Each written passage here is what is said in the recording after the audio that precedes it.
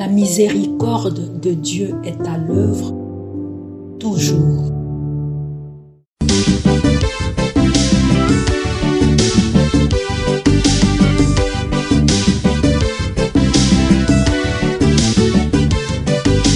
Biblia, buku ya bomoi, buku ya bonyae, emayele, ekokolisa boya bibwa biso.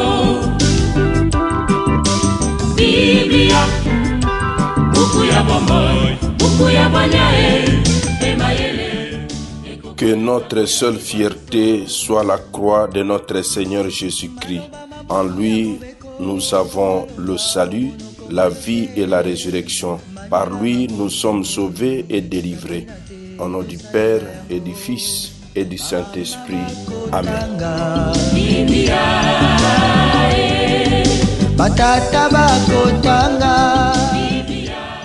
Bien, chers frères et sœurs dans le Christ, bonjour. Ce dimanche 14 septembre, notre mère l'Église célèbre le 24e dimanche du temps ordinaire et de manière spéciale, nous fêtons la croix glorieuse. 3 textes nous sont proposés à méditation. La première lecture est tirée du livre des Nombres au chapitre 21, du verset 4 au verset 9. La deuxième lecture est extraite de la lettre de Saint Paul apôtre aux Philippiens au chapitre 2, du verset 6 au verset 11. Et enfin l'évangile, c'est l'extrait de l'évangile de Jésus-Christ selon Saint Jean au chapitre 3, du verset 13 au verset 17. Prions le Seigneur.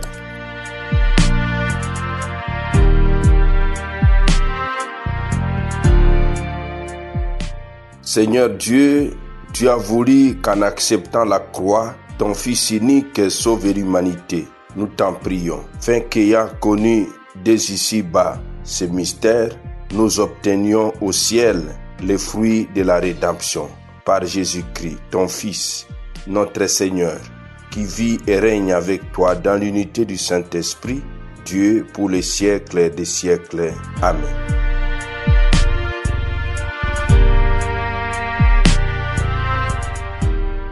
Liturgie de la parole de Dieu. Première lecture. Lecture du livre des Nombres. En ce jour-là, en chemin à travers le désert, le peuple perdit courage. Il récrimina contre Dieu et contre Moïse. Pourquoi nous avoir fait monter d'Égypte?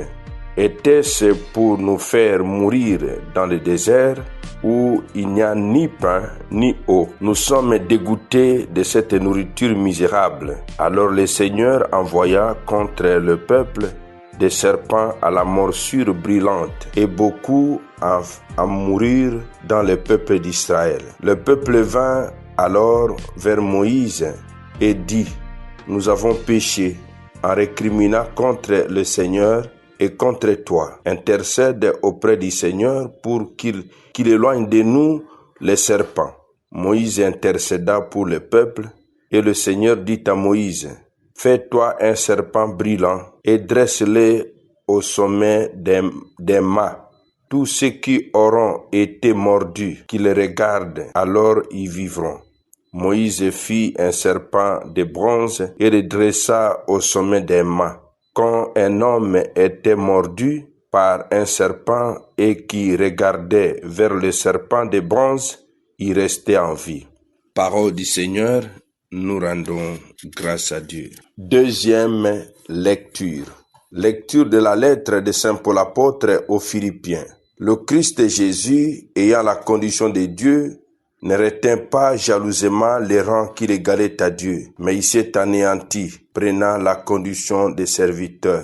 Devenu semblable aux hommes et reconnu homme à son aspect, il s'est abaissé, devenant obéissant jusqu'à la mort et la mort de la croix.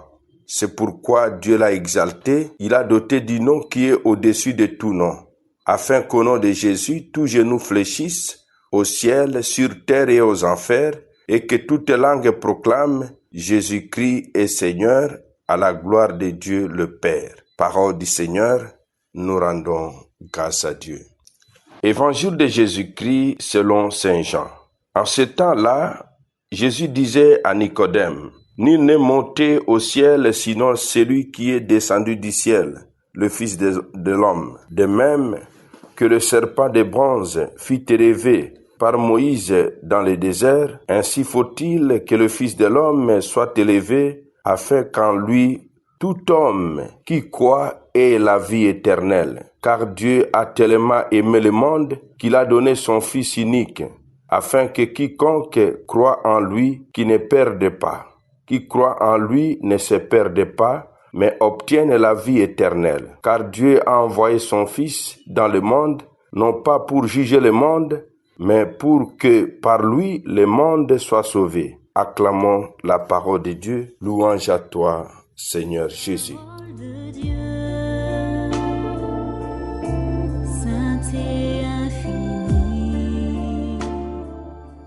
Mes frères, mes sœurs dans le Christ, la fête de la croix glorieuse nous offre l'occasion d'y découvrir 4 enseignements théologiques.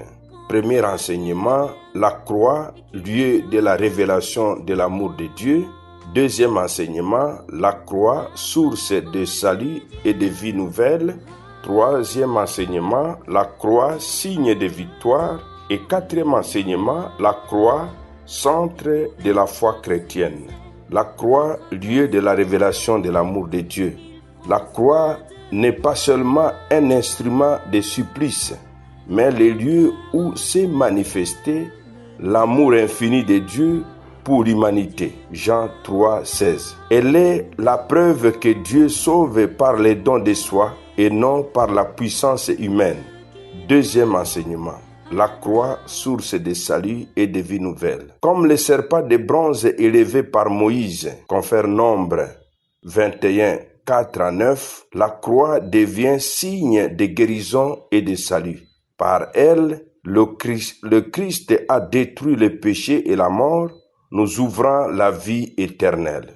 Troisième enseignement, la croix, signe de victoire. Le triomphe du Christ est paradoxal. Dans l'humiliation et la souffrance se révèle la gloire divine. La fête est appelée glorieuse parce qu'elle célèbre la victoire de l'amour sur le mal. Quatrième enseignement théologique, la croix, centre de la foi chrétienne. Elle résume tout l'évangile. Le don total de Jésus, l'obéissance au Père et la rédemption de l'humanité. Elle est le trône d'où le Christ règne comme roi serviteur. Quelle attitude adopter à la suite de la célébration de la croix glorieuse? Nous avons 5 attitudes à adopter. Première attitude, contempler et accueillir la croix. Deuxième attitude, vivre l'humilité et l'obéissance. Troisième attitude, porter sa croix chaque jour. Quatrième attitude, témoigner de l'espérance et du pardon. Et cinquième attitude, adorer et célébrer la croix. Contempler et accueillir la croix. Nous sommes invités à méditer le mystère de l'amour qui se livre. Ne pas voir la souffrance seulement comme malédiction, mais comme un lieu de la rencontre avec Dieu. Deuxième attitude, vivre l'humilité et l'obéissance. Nous sommes invités à suivre l'exemple du Christ qui s'est abaissé jusqu'à la mort sur la croix. Philippiens 2, 6 à 11. Accepter de se dépouiller pour servir. Troisième attitude, porter sa croix chaque jour. Nous sommes invités à accepter les épreuves de la vie avec foi et confiance, en union avec Jésus. Luc 9, 23. Faire de la croix personnelle un chemin de sanctification. Quatrième attitude, témoigner de l'espérance et du pardon. La croix appelle à aimer même les ennemis et à pardonner comme le Christ l'a fait. Elle pousse le chrétien à devenir artisan de paix et de réconciliation. Cinquième attitude, adorer et célébrer la croix. Nous sommes invités en ce jour à vénérer la croix comme signe de la victoire du Christ. Laissez la liturgie de cette fête renouveler la foi et la joie pascale. Amen. Et que Dieu Tout-Puissant vous bénisse et vous protège, le Père, le Fils et le Saint-Esprit. Amen. Bon dimanche et bonne fête de la croix glorieuse à tous.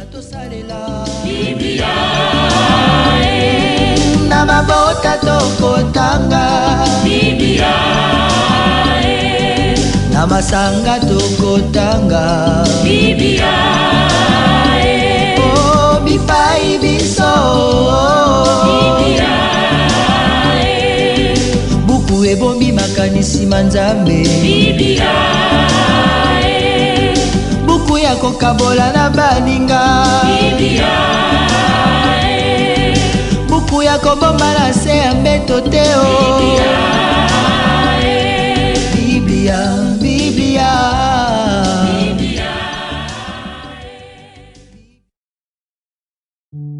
La miséricorde de Dieu est à l'œuvre toujours.